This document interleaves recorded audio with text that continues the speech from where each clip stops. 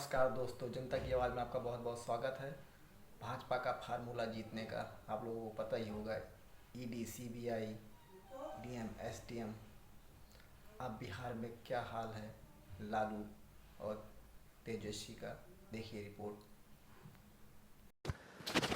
दोस्तों नमस्कार। एक फाइल सीबीआई की, एक फाइल ईडी की, और इन दोनों फाइलों में बिहार के 22 ऐसे नेताओं के नाम जो राजनीतिक तौर पर 2024 के चुनाव में प्रभाव डाल सकते हैं। यानी इनकी अपनी राजनीतिक हैसियत है, इनका अपना वोट बैंक है, इनकी अपनी राजनीतिक जमीन है।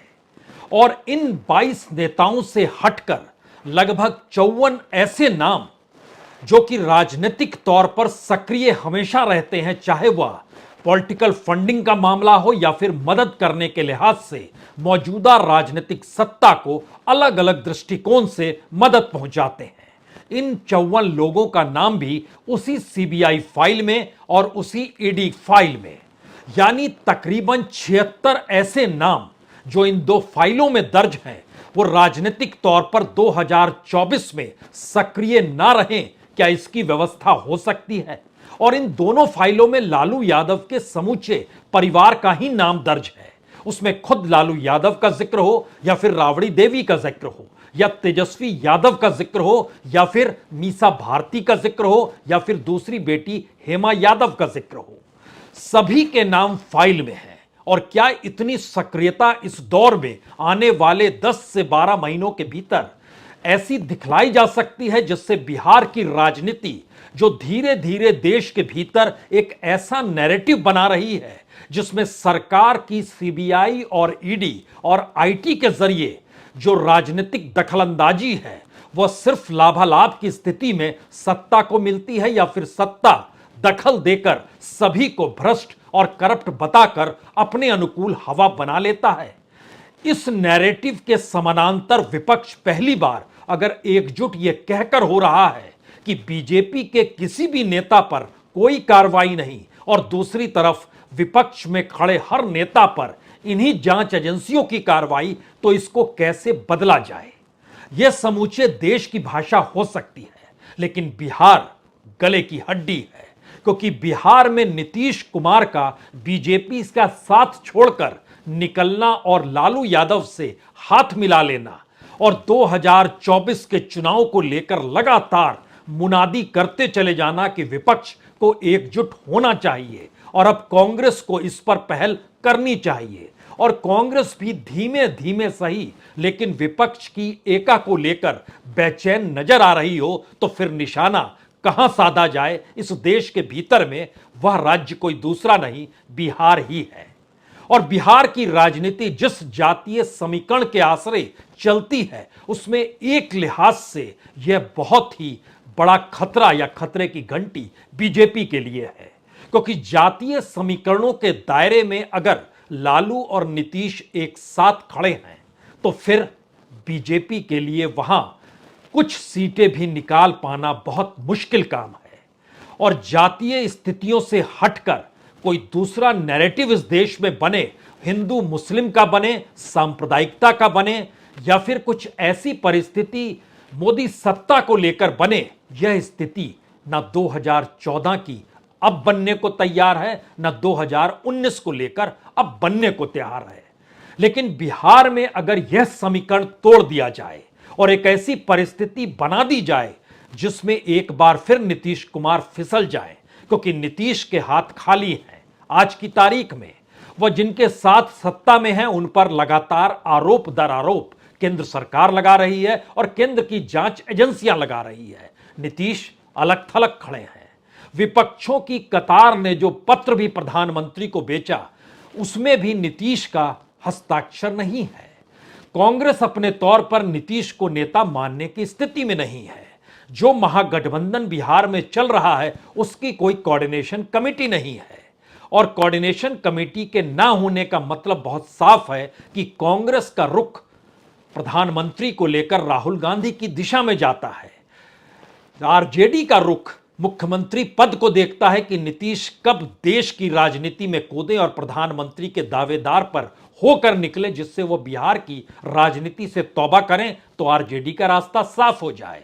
वहीं तीसरी तरफ वामपंथी खड़े हैं, जहां पर सीपीआई एमएल की भी एक भूमिका सदस्यों के लिहाज से सही, यानी विधानसभा में उसकी मौजूदगी पिछले बार भी थी, इस बार भी है। वह चाहती है वामपंथी क्यों नहीं, यानी एक सहमति नहीं है 2024 के चुनाव में इस महागठबंधन के भीतर आने वाले वक्त में किसी एक गठबंधन को बनाकर किसी एक शख्स को खड़ा करने की स्थिति में। तो क्या इस परिस्थिति का लाभ अब बीजेपी उठाना चाहती है?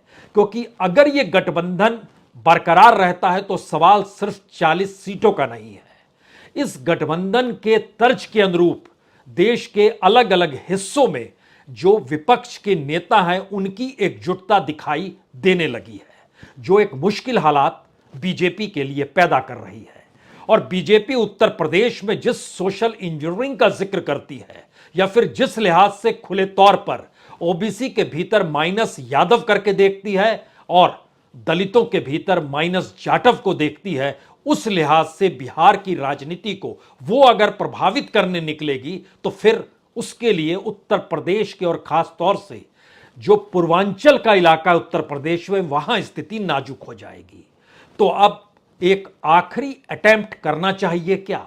सीबीआई और ईडी की रेड और सीबीआई और ईडी की फाइल, हमें लगता है कि इस पर आए उससे पहले 2-3 बातें साफ कर लीजिए।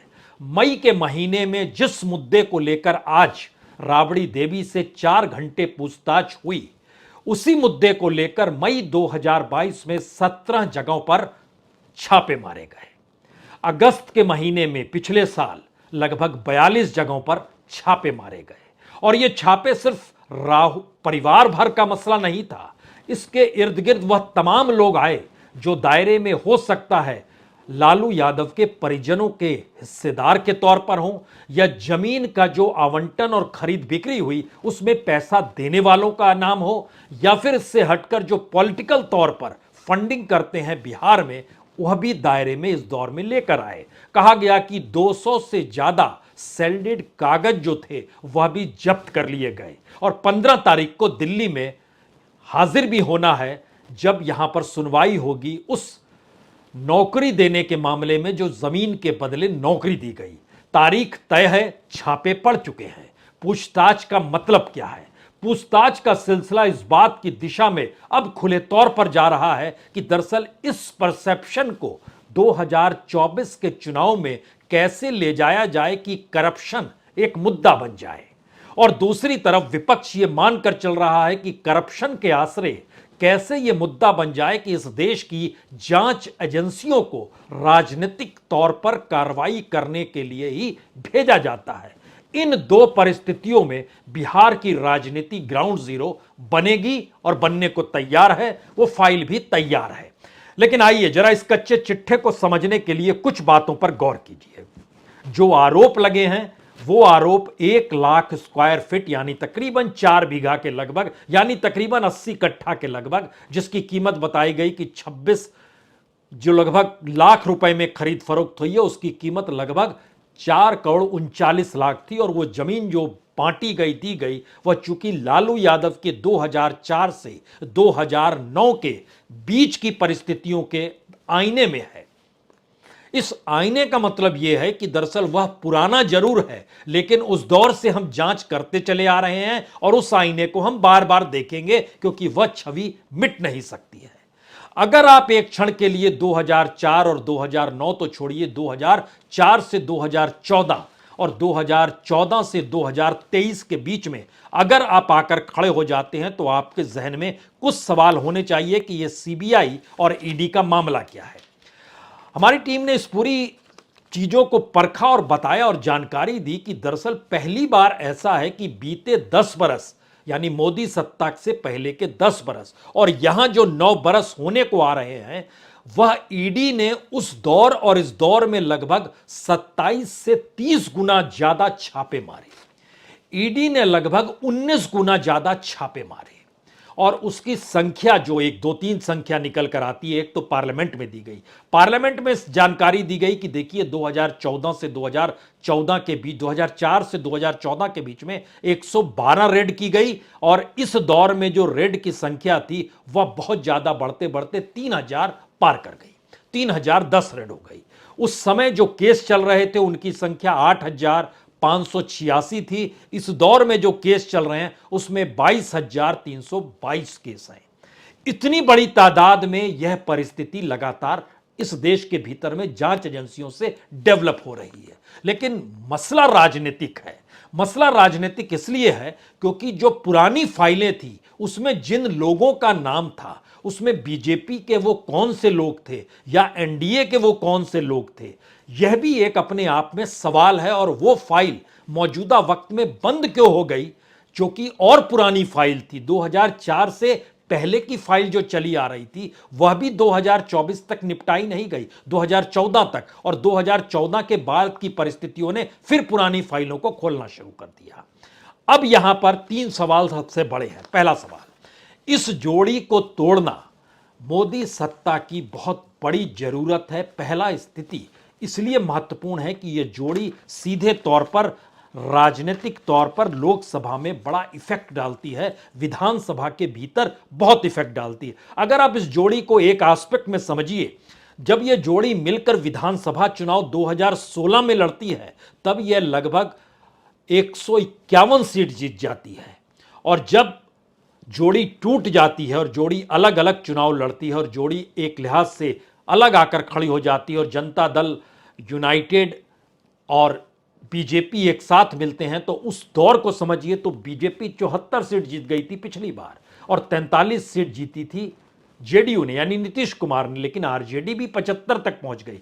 यानी एक बराबरी सिचुएशन में लाकर सिंगल पार्टी में, और यहीं पर चेक एंड बैलेंस नीतीश करने के लिए जिस पक्ष में जाते हैं उसका पलड़ा भारी हो जाता है, जिसका लाभ उन्हें मिल रहा है।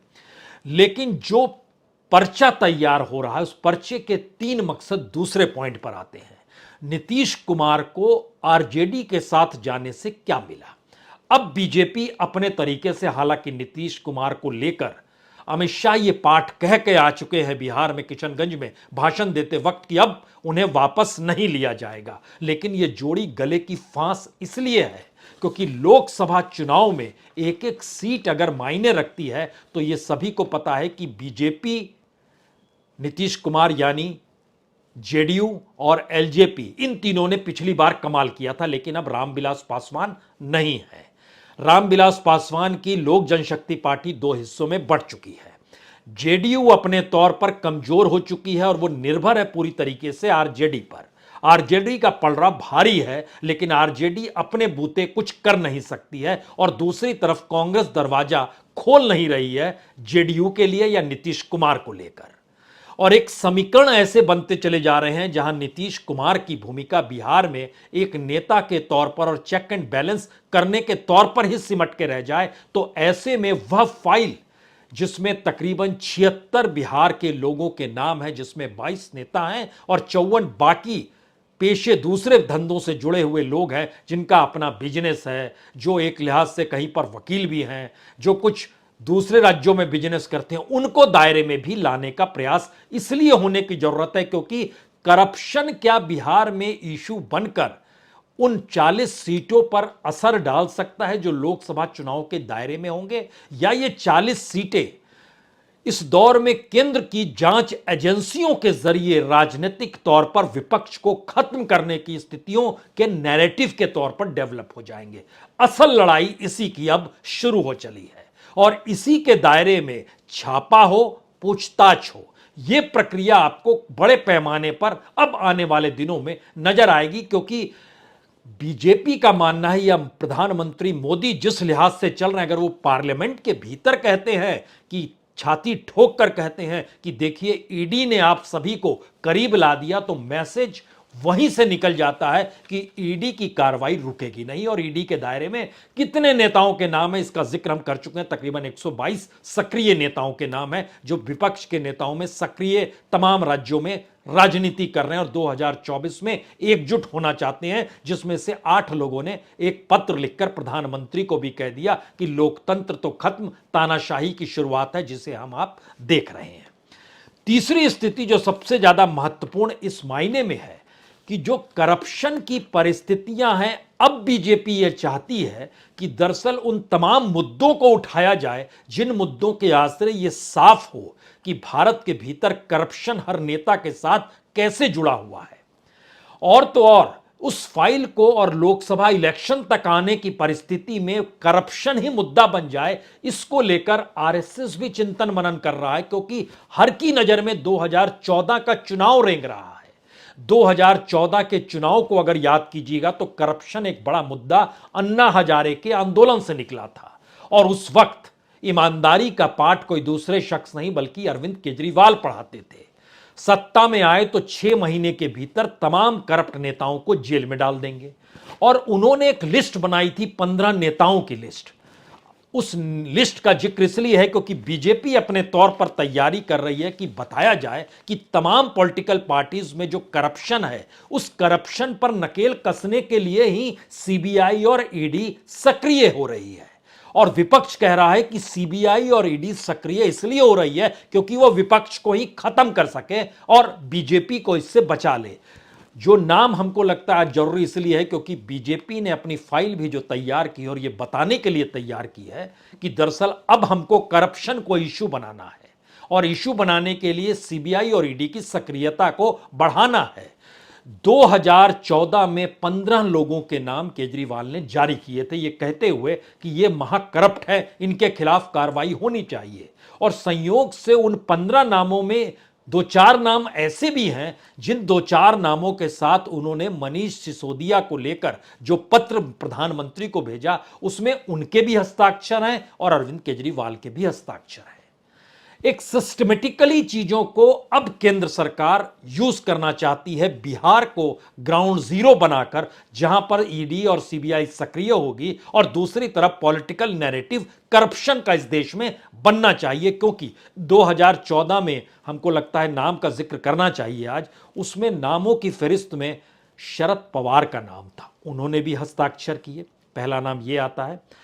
दूसरा नाम उसमें जो बड़ा महत्वपूर्ण था इस लिस्ट के भीतर में, उसमें कांग्रेस के, उसमें नितिन गडकरी का नाम भी था, उसमें सुशील कुमार शिंदे का नाम था, उसमें पवन बंसल का नाम था, उसमें चिदम्बरम का नाम था, उसमें सुरेश कलमाड़ी का नाम था, उसमें वीरप्पा मोइली का नाम था, उसमें सलमान खुर्शीद का नाम था, उसमें फारूक अब्दुल्ला का नाम था, फारूक अब्दुल्ला ने भी हस्ताक्षर किए। उसमें मायावती का नाम था, अनुराग ठाकुर का नाम था, कमलनाथ का नाम था, अलगिरी का नाम था, कनिमोई का नाम था, श्री प्रकाश जायसवाल का नाम था। 2 व्यक्तियों की मृत्यु हो चुकी है, उसमें एक अनंत कुमार का नाम था जो बीजेपी के नेता, और दूसरा नाम मुलायम सिंह यादव जी का था। अब आप सोचिए, मुलायम सिंह यादव समाजवादी पार्टी के नेता, उनके बेटे अखिलेश यादव भी उस पत्र में हस्ताक्षर कर रहे हैं, शरद पवार भी हस्ताक्षर कर रहे हैं, फारूक अब्दुल्ला भी हस्ताक्षर कर रहे हैं और अरविंद केजरीवाल भी हस्ताक्षर कर रहे हैं। और 2014 में ये सारे नाम जो हमने अभी को बताए ये अरविंद केजरीवाल की नजर में करप्ट थे। बीजेपी इस एस्पेक्ट को पकड़ना चाह रही है या इस तार को अब पकड़ना चाह रही है कि दरअसल अब जो नैरेटिव इलेक्शन के दौर में बनाया जाए वह कम से कम करप्शन के इर्द गिर्द इसलिए घूमे क्योंकि 2014 के वक्त में जो कांग्रेस के साथ स्कैम जुड़े हुए थे वह स्कैम ही भारत की राजनीति में एक परिवर्तन की दिशा में इसलिए लिया है क्योंकि ईमानदारी को लेकर एक अन्ना का आंदोलन यह देश देख रहा था जिसका लाभ झटके में बीजेपी को मिल गया। 2014 और 2019 इन 2 इलेक्शन के बाद की परिस्थिति में बीजेपी के पास दरअसल अब बताने को कुछ नहीं है। बताने को कुछ नहीं का मतलब होता है नौकरी आप दे नहीं पाए, महंगाई पर नकेल आप कस नहीं पाए, लोगों की घरेलू हालत प्रोविडेंट फंड का पैसा निकालने तक की स्थिति में आकर टिक गई, इस देश का हेल्थ सेक्टर कैसे चरमराया इसे सबने देख लिया। इस देश में एग्रीकल्चर को लेकर जो प्रयोग रिफॉर्म के नाम पर किए गए वो किसानों के कितने खिलाफ थे, इसे भी देश ने देख लिया। इस देश का मैन्युफैक्चरिंग सेक्टर नेगेटिव में चला गया, यानी सरकार बताए तो क्या बताए, यह एक सवाल था। तो ईडी और सीबीआई और आईटी की सक्रियता में हमको लगता है आईटी के तहत जो बिहार के चंद लोगों के नाम जो नोटिस भेजे गए हैं वो कितनी बड़ी तादाद में है, उसके नामों का जिक्र भी होना चाहिए। सीबीआई और ईडी हमने आपको बताया 76 नाम। आईटी के दायरे में तकरीबन 200 के लोग नाम हैं जिनको नोटिस है वहां पर, उनसे आईटी कभी भी पूछताछ किसी भी रूप में कर सकती है समूचे बिहार के बीरत में। तो राजनीतिक तौर पर कैसे कमजोर और अपंग एक झटके में बिहार की राजनीति में इस जोड़ी को बनाया जाए और नीतीश कुमार इस करप्शन के इशू को अगर 2024 के दायरे में खड़े हो तो उनको भी नुकसान हो, अगर वह लालू यादव के साथ खड़े हो, इस परसेप्शन को भी डेवलप करना है।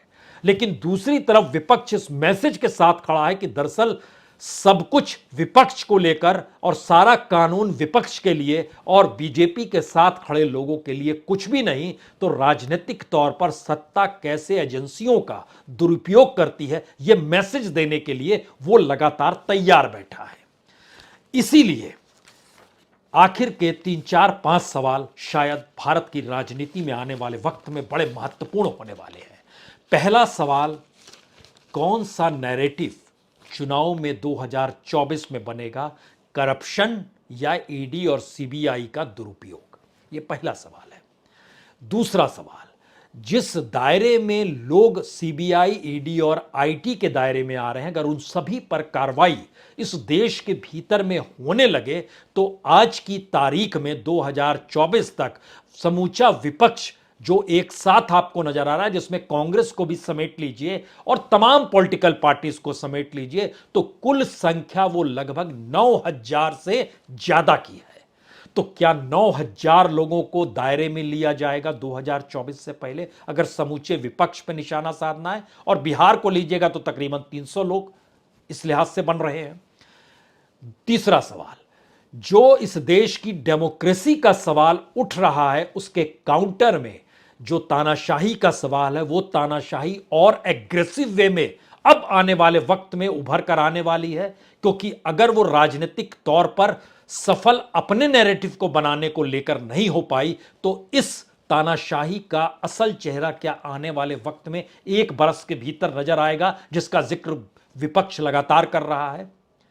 चौथा सवाल, जो बात राहुल गांधी बाहर जाके कह रहे हैं और जो अब दबी जुबान में यहां पर कहा जा रहा है, उसमें ना पार्लियामेंट मैटर कर रहा है, ना न्यायपालिका को लेकर भी कई सवाल उठने लगे हैं। और उन सब के बीच मौजूदा वक्त में चीफ जस्टिस जब चंद्रचूड़ आए हैं, उसके बाद से जो परिस्थिति है, तो क्या एक टकराव न्यायपालिका और कार्यपालिका के बीच नजर आने वाला है? क्योंकि कानून मंत्री खुले तौर पर न्यायपालिका को लेकर अब फिर से सवाल उठाने लगे हैं।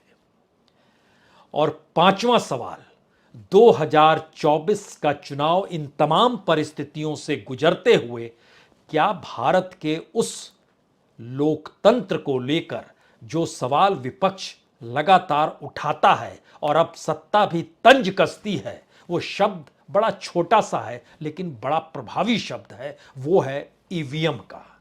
खुद प्रधानमंत्री कहते हैं नॉर्थ ईस्ट जीतने के बाद किसी ने ईवीएम का सवाल क्यों नहीं उठाया, और हर हार के बाद ईवीएम का सवाल विपक्ष उठाने से चूकता नहीं है। तो क्या यह एक नई परिस्थिति में भारत की डेमोक्रेसी टेक्नोलॉजी के आसरे जा रही है, जहां पर लोगों का मन और वोट बिल्कुल अलग सोच रखेगा? इन सभी सवालों के साथ आखिरी और सबसे बड़ा सवाल तो यही है, अगर सारी कार्रवाई 2024 के चुनाव को लेकर शुरू हो चली है तो फिर यकीन जानिए अगले 10 महीने भारत के लिए, वो सीबीआई की दृष्टि से देखिए या ईडी की दृष्टि से देखिए या सत्ता की तानाशाही के लिहाज से देखिए या न्यायपालिका या कहें सुप्रीम कोर्ट और सत्ता की टकराव की वजह से देखिए, या फिर इस देश के भीतर में पार्लियामेंट में कुछ ना हो पाए इस दृष्टि से देखिए, और जांच की प्रक्रिया में जो भी फ्रॉड इस देश के भीतर जो शेयर बाजार से निकला और वो निकलकर समूची दुनिया में छा गया, उस पर भी खामोशी बरती गई, तो एक खामोशी भी आपको सत्ता के जरिए नजर आएगी। लेकिन सभी का ग्राउंड जीरो बिहार होगा, क्योंकि वह नब्ज और वो कड़ी उस राजनीति को लगातार उभार रही है जिसका खौफ और जिसका डर बीजेपी में समाया हुआ है। बहुत बहुत शुक्रिया, बहुत बहुत शुक्रिया। Subscribe now and press the bell icon. Never miss an update.